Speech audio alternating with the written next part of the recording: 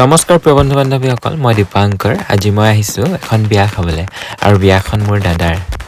আপোনালোকে ভাবিছে চাগে দাদাকৰ বিয়া পাতিলে আৰু আমাক ইনভাইট নকৰিলে মানে মোৰ মামীৰ ল'ৰাৰ বিয়া আৰু মামীৰ ল'ৰা মানেতো মোৰ নিজৰে দাদা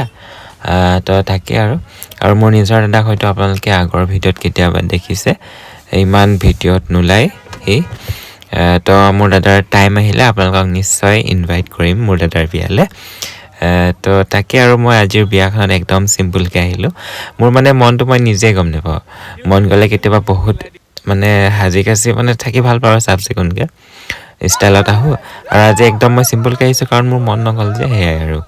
আৰু এইখিনি সময় মোক খুব ভাল লাগে চাউল চিটোৱা পৰ্বটো নিয়ম কানুনখিনি খুব ফূৰ্তি লাগে আৰু ধুনীয়াকৈ চাহ কফি খাই বহি ল'লোঁ তাৰ পাছতে আকৌ খন্তেক সময়ৰ পাছতে বৌক খুজিবলৈ টাইম হ'লে যিহেতু বৃহস্পতিবাৰে পৰি গ'ল হ'লে পিছদিনাখন দিনটো সেয়েহে মানে সোনকালে 12টা বজাৰ আগত কইনাক উলিয়াই ঘৰ পোৱালোহি আৰু আমি এয়া দুই পক্ষৰ মাজত অলপ ধেমালি হ'ল আৰু অলপ তাকে খানাটো খুব টেষ্টি আছিল আৰু চাওকচোন দাদাবোৰ মাজত কি আলাপ চলিছে নাজানো খুব কিউট লাগিছে হয়নে একদম পাপ ভজোৰা আৰু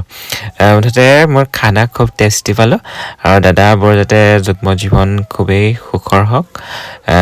তাকে আশীৰ্বাদ থাকিব আপোনালোকেও আশীৰ্বাদ কৰিব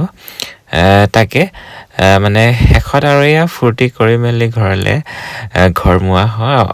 কপিৰাইট ইছ্যুৰ কাৰণে আমি কৰা ফূৰ্তি কিছুমান আপোনালোকৰ মাজত শ্বেয়াৰ কৰিব নোৱাৰিলোঁ তেওঁ কপিৰাইট লাগিলে যি লাগিলেও লাগি থাকক শেষত অকণমান মিউজিকটো আপোনালোকক দি দিওঁ নহ'লে কিবা উকা লাগে হয়নে